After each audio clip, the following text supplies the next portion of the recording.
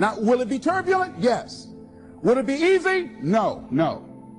Will you have some opposition? Yes. Will I make a lot of mistakes? Yes. Will I get hurt? Yes.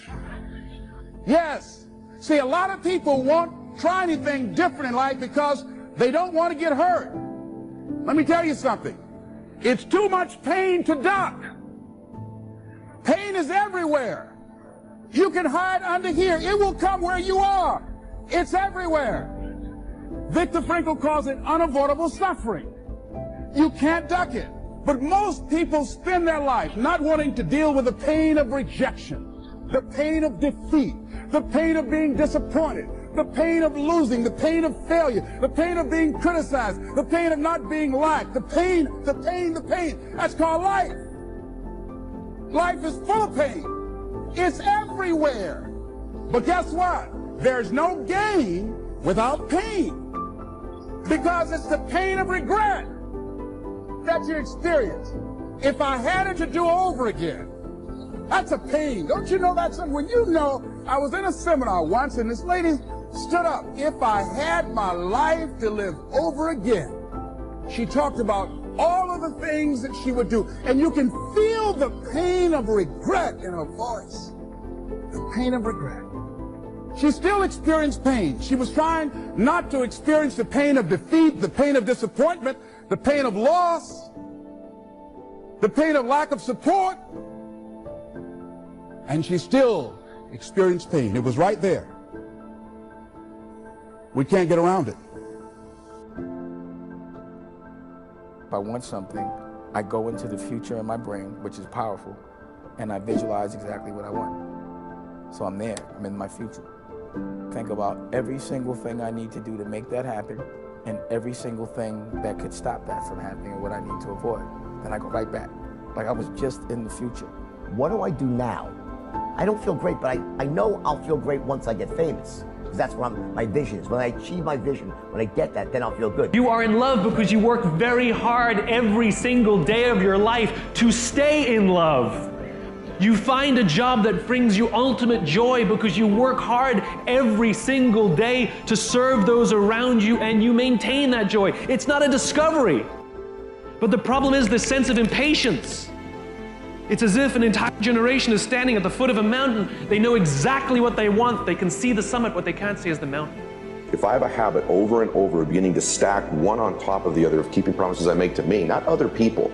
In other words, the minute you begin to get external in your life, worrying about what other people think about you, right? You've lost all control. And it never fills you up. And people's admiration, people's gratitude towards you will never fill you up. It's your own. It's your own inside. And so for me, self-confidence comes from keeping the promises I make to myself. And the other part of it is being aware I'm doing it. Ask yourself, how can I?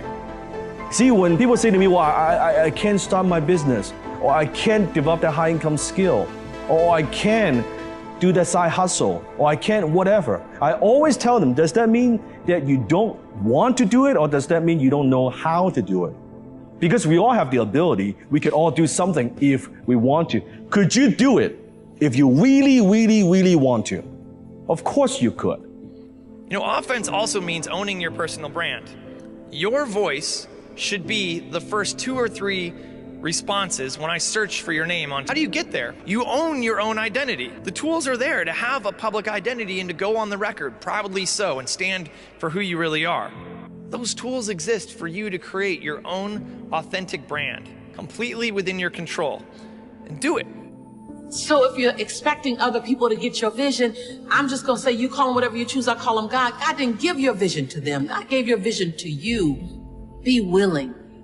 Be the cheerleader of your own parade. Be the band leader and the marchers until someone else joins you. Success, if you measure it just by business, just by money earned, just by likes or popularity on social media, then success will be very, very hollow. When you're in the military, you have this discipline and beyond the discipline that's imposed on you, you also have a lot that you have to just hold the line yourself. I mean, when you're in the military, sure, you go through boot camp where there's a drill instructor that's yelling and all that, but once you're in the military, you're doing what you have to do. It's self-discipline, that you learn that and you become self-disciplined. And what happens is guys get out and that's gone, and that hurts them. And the other thing that hurts them is they don't know what their mission is anymore. And my big thing with people that I've been telling vets now is find what your next mission is. Go find whatever your next mission is. And I don't care what it is, but it has to be something. When people are not going anywhere, when they're failing, when they don't have the drive, it's because they're not accepting responsibility for anything. And so my way of saying that is like, you need a new mission. You need to be responsible for something, and you need to go and move towards some new mission. In terms of finding your purpose, that seems like it's the first step, is getting comfortable with yourself, understanding that. How do we take that next step towards finding that purpose? Yeah, so for me, I define it as your passion is for you, your purpose is for others. So your purpose is when you use your passion to serve others. That's the link. So for me, the focus actually first becomes, what's your passion? Like, what are you passionate about? What do you enjoy doing? And then the parts that's usually missed. So everyone hears follow your passion, find your passion. It's like a cliche, it's everywhere. The difference is get really good at it. Like, get so good at it. And everyone always misses that point. You can be as passionate as you want about tennis, but if you're not really good at tennis, no one's gonna care and no one's gonna take note. And I think that's often missed, that not only do you need to find what you're passionate about, you need to turn it into an expertise, which is undeniable. And that requires the hard work, that requires the work ethic, that requires the early mornings, that requires the training in whatever field you wanna be. And that's gonna make you successful. Buy a plane, man.